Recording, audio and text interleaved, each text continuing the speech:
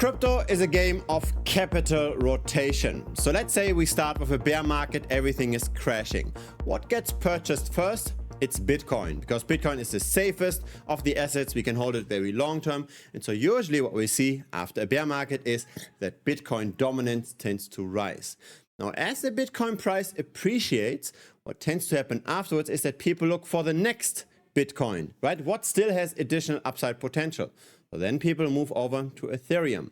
Once Ethereum is high, then people get into the altcoin. Now in this video, we are going to look at the data of how consistent that structure actually is. Is there something that happened with every cycle in the past? Can we expect this to happen in the future and have potentially some predictive power? Let's start with Bitcoin. When the price tends to go up, people realize gains. When the price is going down, people realize losses. Whenever a lot of profit gets realized, we might see at least a temporary top in the market. We have seen this in 2021 when Bitcoin hit 60K. We have seen this in 2024 when we hit 72K. And we've also seen this at the end of 2024 when we hit 100K. Right? We always saw at least temporary retracements after people took profit in Bitcoin. But how does this relate to Ethereum? That's over here. Now let's first focus on the left side of this chart. First, we see how Bitcoin tended to go up, how people realized profit in Bitcoin.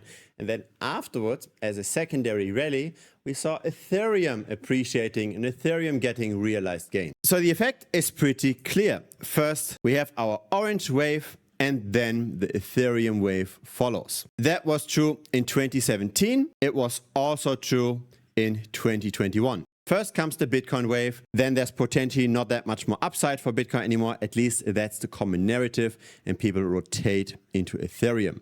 And they also exit Bitcoin earlier than they do for ETH. Now there is a slight change that happened in the recent past. We had one rally, so the one up to 72K, where Bitcoin and Ethereum appreciated pretty much at the same time. We didn't see the Bitcoin wave first before Ethereum followed. We did, however, see this with the run up to 100K. Now again, since the middle of April of this year, we first see Bitcoin going up and then Ethereum following. So in 3 out of 4 instances, we saw first Bitcoin going up and then the gains getting rotated over to Ethereum. In other words, buying Ethereum should ideally only happen when Bitcoin has already gone up. We shouldn't just buy Ethereum in a random bear market. We first should observe Bitcoin going up and then hoping that some of those gains will rotate over. But there's not just Bitcoin and Ethereum, there's also the stablecoin. Let's focus on those stablecoins. Most of the time, we see money flowing into the market. When that stops, crypto prices are very much at risk. Just have a look at when this flipped around in April 2022. The Bitcoin price was at 40K and then it fell all the way down to 16K. So a drop of 66, maybe 70% from that point onwards. Of course, we already went down before that, but really when there's no more supporting stablecoins, times are much more risky. Currently, we do see stablecoin inflows. Now, we can also just look at the aggregate stablecoin market cap, and that's actually much less volatile of a chart. It's very useful. It's this chart over here. Since October of 2023, money is flowing into the system.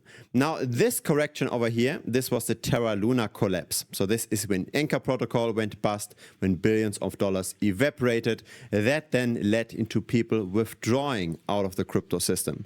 But since October of 2023, money is flowing in again constantly. And this is, of course, long-term good for crypto prices. Instead of looking at the absolute US dollar amount of stablecoins, we can also have a look at the stablecoins as a fraction of all of crypto. So this peaked at 19% over here.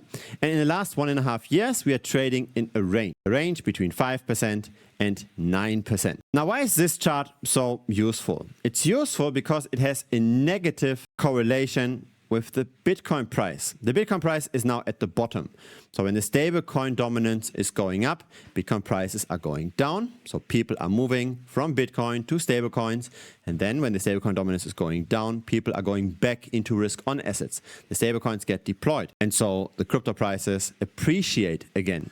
And so having some kind of a stable trading range is useful, right? It tells us to buy crypto when stablecoin dominance is high, to sell crypto when stablecoin dominance is low. And recently, we tend to see an increased stablecoin dominance. So the market continues to get risk off, even though the price of Bitcoin slightly is going up, right? This is the 100K peaks that we have seen in the last 6 to 7 months.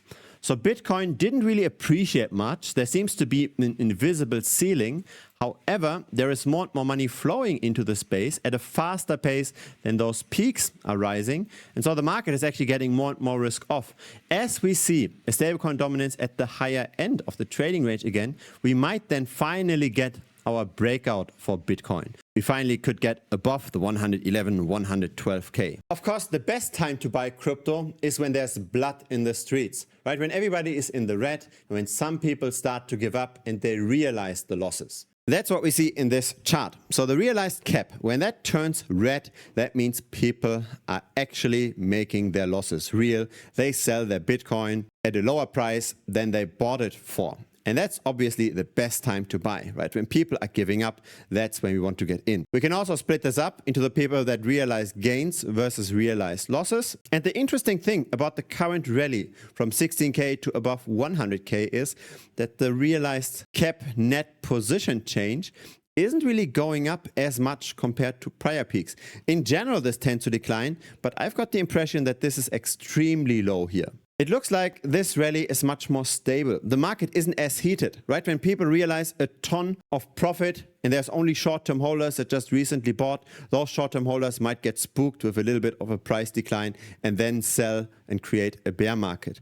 But when it's only a little bit of profit realization along the way, then the market really isn't that hot. Still, a lot of the supply is held by the long-term holders, which we want. We want to have as much of the supply as possible in the long-term holders because the long-term holders tend to not sell that quickly. The Bitcoin dominance continues to go up, and that's mainly because of Wall Street buying. So we see through the Bitcoin ETF that 2.9% annualized get absorbed via the ETFs. We also see a very similar rate for Ethereum. So here it's 2.6% annualized supply absorption. Now those numbers are very encouraging because they are higher than the issuance of both Bitcoin and Ethereum. Ethereum expands its supply by 0.7% per annum. Bitcoin expands its supply by 0.8% per annum. And this cannot change, at least for Bitcoin.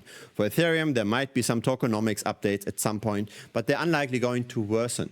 For Bitcoin, there is the fixed supply schedule. We are now at 0.8, and in 3 years, this will be 0.4. So even less additional supply hitting the market. And if then the ETFs continue buying at the same rate, of course the price has to go up, especially also when the monetary base, the money supply, continues to grow. The system we live in is truly fascinating. Some people don't know anything about finance, and of course they get robbed because of inflation. Then there are some people that know a thing or two about investments. They might buy stocks and property and crypto, and they feel like they're getting ahead. And of course they do versus the people that don't invest at all. But in the grand scheme of things, within the system, they're still falling behind. Now, because of the ever expanding money supply, because the monetary base is increasing over time, the dollar is devaluing, we are forced to invest. And the current narrative is to simply get this into stocks. We might even be forced to buy stocks via retirement plans. The money supply is growing, and people think by buying stocks we are getting ahead. This is the S&P 500 over time. This is the money supply over time. Both charts go up, but the S&P 500 relative to the money supply isn't really going up that much. This chart starts in 1959. And if you bought at the exact wrong time, you could have lost 75% of purchasing power. Effectively, by buying stocks, we just protect ourselves against the monetary expansion. But what that means is that we're giving away all of our purchasing power to the big corporations, to the big companies, to then use this productively. And we don't have any way to do something productively, right? We're already buying the stocks. The money is gone. I think in the grand scheme of things, this is bad for the economy because capital concentrates in the hands of a few companies and in the hands of a few mega billionaires. It's really monetary expansion that's driving all of the asset returns. Have a look at the S&P 500 relative to the gold price. So now we've got two assets that are impacted by monetary expansion to the same degree. We did not see any outperformance of stocks versus gold over the course of 90 years. We can also take this reference point over here. Again, pretty much no return over the course of almost 100 years. Here is gold relative to the money supply. The chart starts in 1959. And again, can we really say that gold long-term outperforms or underperforms? It's just going in line with monetary expansion. And so it's no coincidence why Bitcoin got all of that adoption, right? Bitcoin was started during the global financial crisis. And during that time, the monetary base expanded extremely quickly in order to bail out the banks. Now, why did the banks have to get bailed out? It's because of fractional reserves. So the bank doesn't have to hold all the money that it claims to have. When you've got $1,000 in your bank account, the bank might only hold $100. They're simply speculating on you not withdrawing all $1,000 at once. If the majority of customers decides to do so, we've got a bank run and the bank is going bust. Just think about what kind of a scam that is, right? Imagine you were to buy a car, but you don't have enough space in your garage. So you tell the dealer, just keep the car at your place. And whenever I want to drive the car, let's say it's some kind of luxury car, a sports car that you only drive on the weekends. Whenever I want to drive the car, I just come to you again and I pick it up. So that's the deal that you've got with the car dealer. And then that car dealer sells the same car to 9 other people. And the only thing that the dealer is speculating on is that those 10 people will never want to drive the car at the same time. You don't really own the car. You only feel like you're owning the car. But the exact same car is owned by 9 other people. And that's the exact same thing that's happening with the banking system. You've got all of those dollars on your bank account, but the bank doesn't own those dollars. There is fractional reserve. It is legalized fraud, and it's simply developed historically because historically there were banks that had claims on gold and nobody wanted to withdraw their gold out of practicality all at once. So in the end, the banks figured out we don't have to hold all the gold. We can just issue the claims. As long as people don't claim their gold all at once, everything is fine. That's now happening with the dollar. With stock investments is that we give all our purchasing power to the big corporations that then use this productively just to escape this hidden tax, the debasement of the money.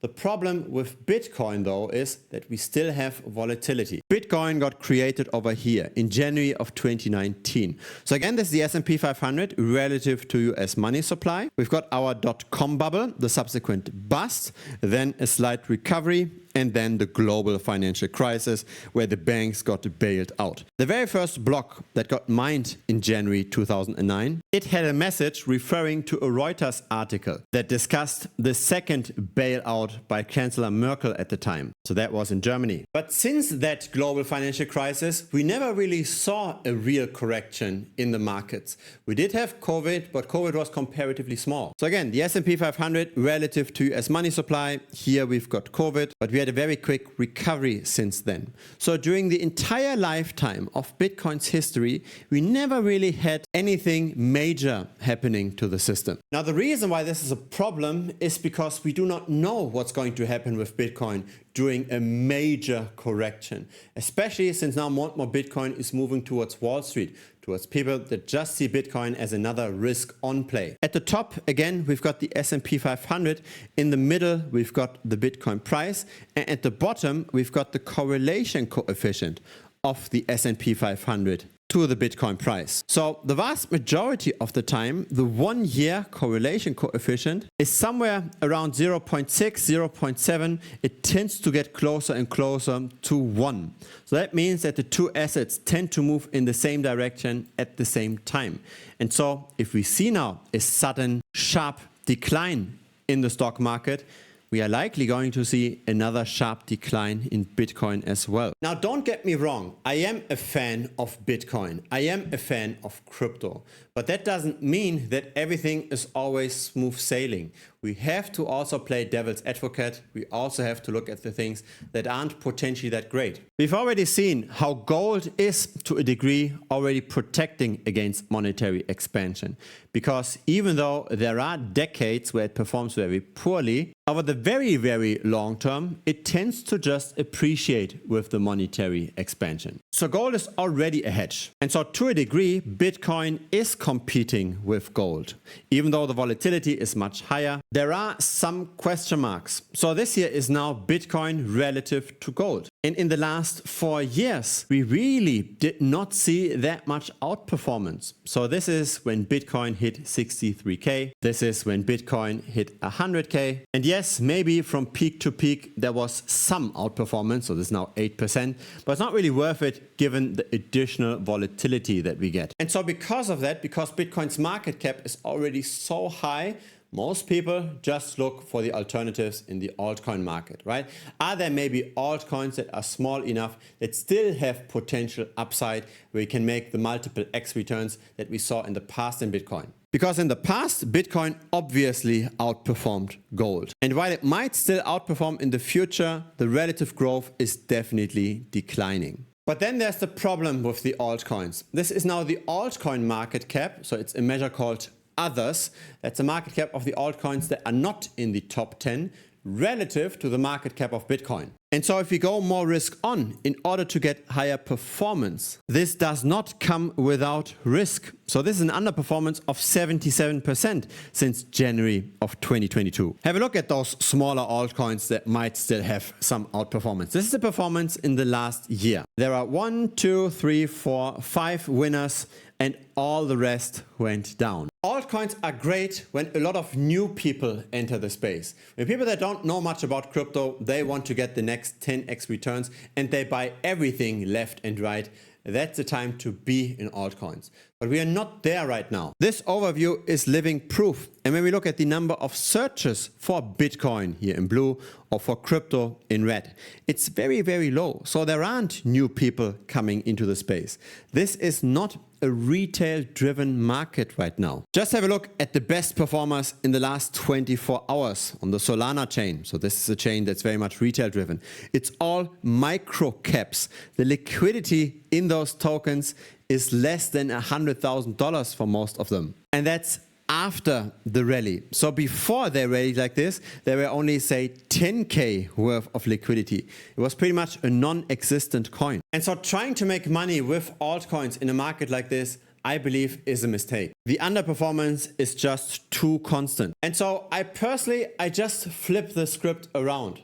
So instead of trying to find the needle in the haystack, the one altcoin that might perform, I just bet on most altcoins doing worse, as they have done in the past. I've also made dedicated tutorial videos on this, how to win in bear markets by shorting altcoins, and why we might not be in a bear market because Bitcoin is close to the all-time highs, the altcoins still continue to do worse. And so we can hedge ourselves against the macro, right? We can bet on the altcoins doing worse than Bitcoin.